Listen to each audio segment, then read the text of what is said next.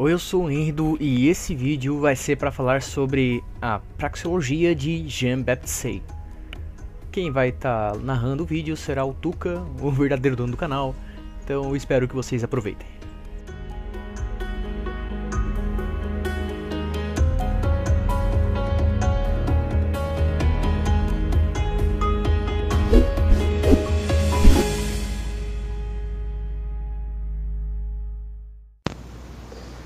Olá pessoal, beleza? Aqui é o Tucano, fazendo a minha primeira aparição no canal do Enrido. E a temática desse vídeo e de outros vídeos que eu trarei aqui para o canal será basicamente estudos de momentos interessantes ou de perspectivas não muito conhecidas na história do pensamento econômico, que é realmente o meu enfoque ou a área que eu tenho mais entusiasmo de estudar. Então, vamos partir para o abraço aqui.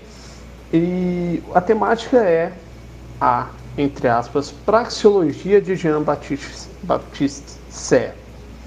E digo entre aspas porque de fato a praxeologia só vai ser sistematizada como um método de investigação e realmente fechado em relação a seus aspectos metodológicos e do âmbito de sua investigação com a obra do Ludwig von Mises.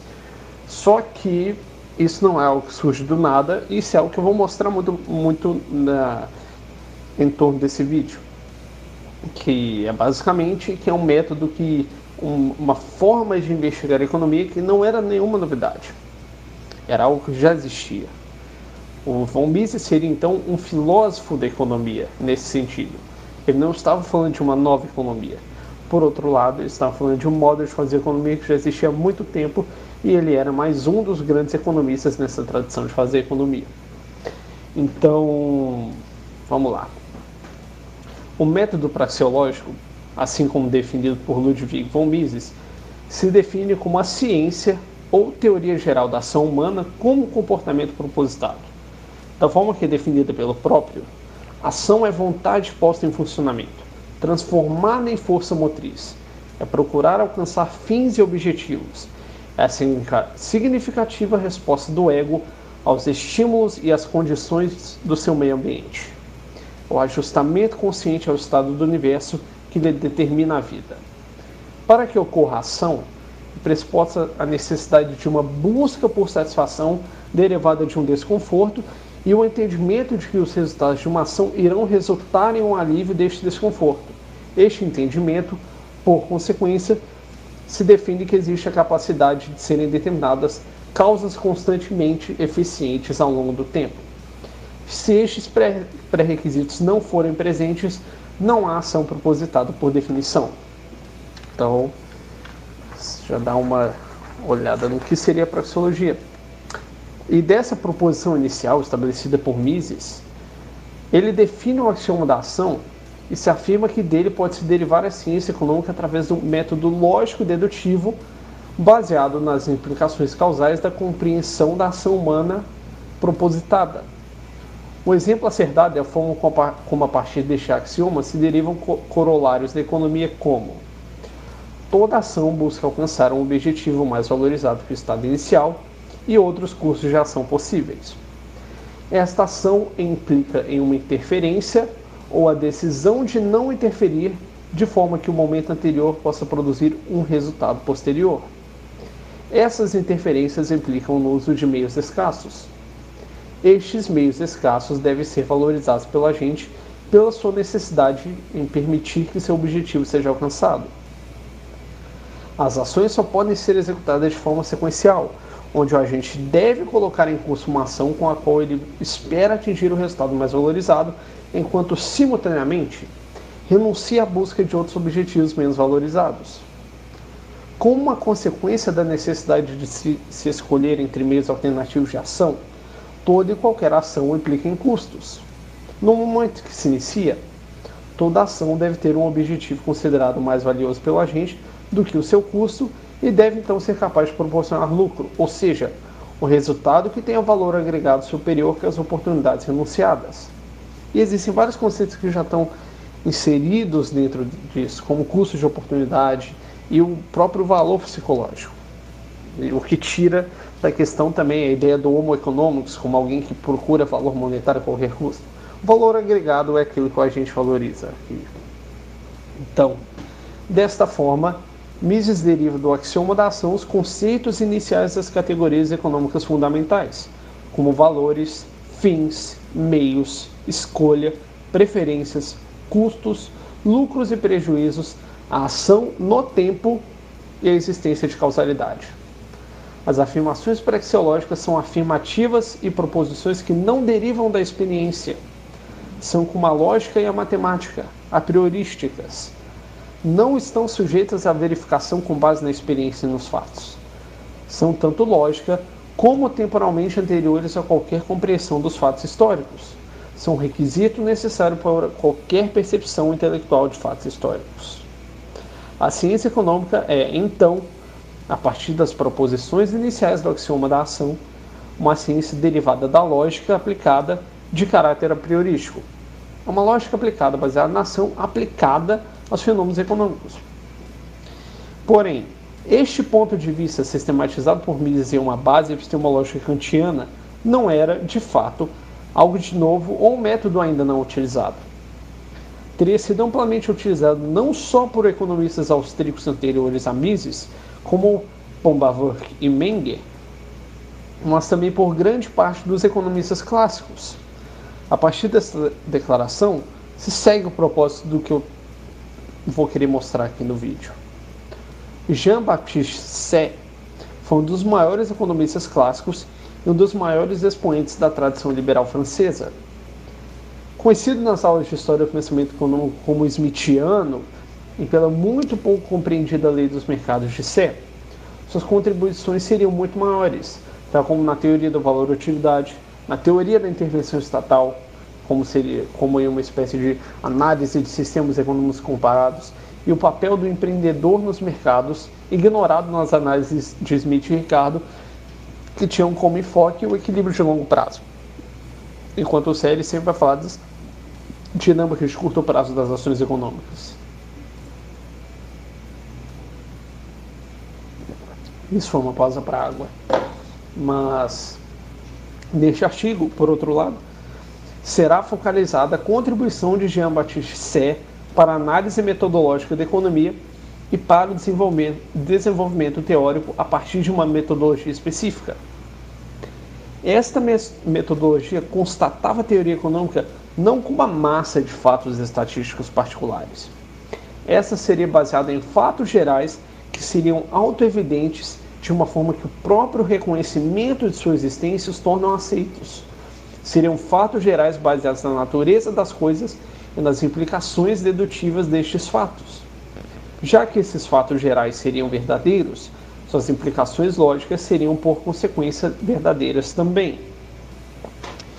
E esses pontos são amplamente discutidos no discurso preliminar de seu tratado de economia política, que é basicamente umas 30, 40 páginas que ele fala sobre o método de investigação dele e alguns antecedentes teóricos antes de partir para uma análise e uma descrição da ciência econômica.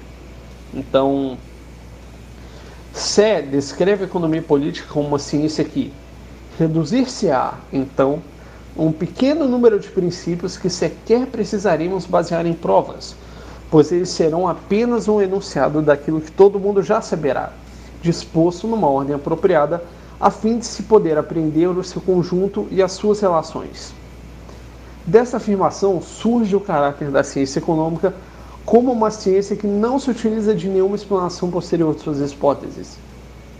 Diferentemente das ciências físicas, onde hipóteses devem ser testadas por fatos empíricos, na economia política, cada passo de formação da estrutura lógica se baseia em fatos gerais não hipotéticos. A economia política deve, portanto, perceber conexões e irregularidades a partir da natureza de eventos particulares. Isso parece um pouco com praxeologia, não é? Então, Say contrasta esse método com a história e a estatística. Pelo fato da estatística e a história lidarem com eventos particulares, de um local particular em um período designado, essas disciplinas são descrições em detalhes. Porém, não seria a estatística apropriada para fundamentar e compreender a economia política, pois, e aqui parafraseando Sé, os fatos que ela registra, como os que a história relata, são mais ou menos incertos e necessariamente incompletos. Só podemos apresentar ensaios parciais e muito imperfeitos sobre as estatísticas das épocas que nos precederam e sobre estes países distantes. A economia política se contrasta pelo fato de que se estabelece sobre fundamentos inabaláveis a partir do momento em que os princípios que lhe servem de base são deduções rigorosas de fatos gerais incontestáveis. Na terminologia misesiana, estas deduções lógicas seriam reconhecidas como verdades apodíticas. A crítica de Sé à estatística segue as consequências de sua utilização sem uma teoria anterior, porque isso é algo que, para quem observa economistas atuando em política pública, será bem claro. Não existe nenhuma opinião extravagante que não se tenha apoiado em fatos. E é com fatos que a autoridade pública tem sido frequentemente enganada. O conhecimento dos fatos, sem o conhecimento das relações que os vinculam, não é mais do que o saber não digerido de um escriturário. Então, segundo suas considerações metodológicas, Sé busca mostrar que não há oposição entre teoria e prática. Pois o que é a teoria senão o conhecimento das leis que conectam efeitos com as suas causas? Ou seja, o conhecimento teórico já é um conhecimento da realidade prática. A prática, sem teoria, é por consequência um empirismo perigoso pelo fato de consistir na aplicação de meios sem o conhecimento de como e por que eles agem de determinada forma.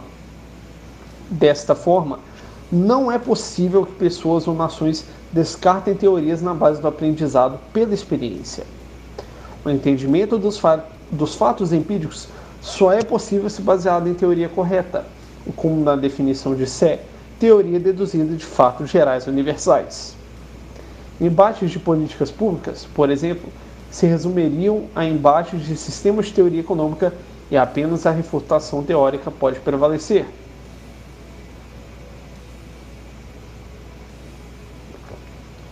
Então, devido ao caráter geral das deduções lógicas, Sé define a economia política como uma ciência verbal, descartando a utilização da matemática de maneira semelhante a Mises. Os fenômenos subjetivos que definem os valores de indivíduos são continuamente e imprevisivelmente mutáveis, não sendo sujeitos à computação aritmética. Ou seja, conhecimento qualitativo versus conhecimento quantitativo. Em uma escala ordinal de valores versus valores ordinais. Como este afirma, o que Sé diria, os valores e quantidades de que a nossa ciência se ocupa, sendo capazes de mais e de menos, deveriam aparentemente fazer parte do domínio da matemática. Ao mesmo tempo, entretanto, esses valores e quantidades encontram-se submetidos à influência das faculdades, das necessidades e vontades dos homens. Ou seja, subjetivismo, já em Sé. O exemplo que oferece é que, por mais que saibamos que em qualquer ano dado o preço do vinho irá depender da interação de sua oferta e de sua demanda, porém, calcular matematicamente esses dois elementos, a oferta do vinho e a demanda do vinho, iria requerer a decomposição na influência separada de cada um de seus elementos determinantes.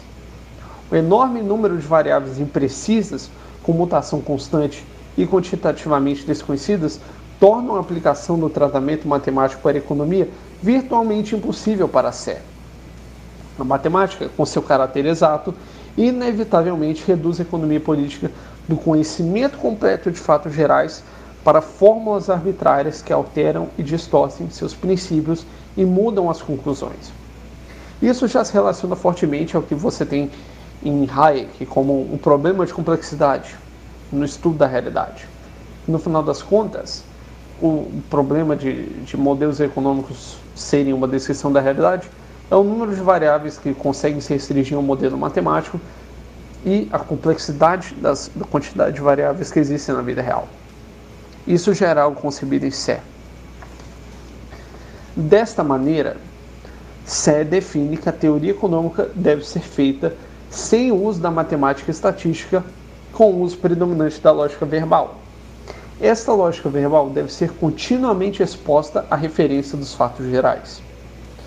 Um sistema de economia política não deve se basear somente em um método lógico dedutivo, como também em axiomas baseados no senso comum e experiência universal. Como exposto por Sé, assim como as ciências exatas, a economia política se compõe de um número reduzido de princípios fundamentais e de um grande número de corolários ou deduções destes princípios. Como já foi afirmado acima, essas deduções devem então se basear em fatos gerais que devem ser observáveis. O propósito disto é que a teoria econômica seja, então, baseada na realidade humana, mutável e incerta. Então, passando para uma consideração final, o que é necessário mostrar é que a praxeologia do Mises se situa sobre uma tradição já existente. É necessário entender que o mesmo via seu trabalho como o de um filósofo da economia, realizando uma sistematização de uma metodologia predominante em sua época, com uma surpreendente base epistemológica vinda de Kant, que isso mostra nessa categorização humana, no caráter a priori e tudo mais. Quando observado a partir dos olhos da economia acadêmica do século XXI, dominada pelo formalismo matemático, o método praxeológico parece desvinculado da metodologia econômica. Porém, a partir do entendimento da evolução histórica do método lógico-dedutivo na ciência econômica, a praxeologia se situa na história do pensamento econômico como uma continuação e sistematização de algo que de fato já existia. Uma boa tarde, ou bom dia, boa noite, eu não sei que horas que vocês estão vendo isso, mas é isso. Muito obrigado pelo espaço, Henrido, e até mais.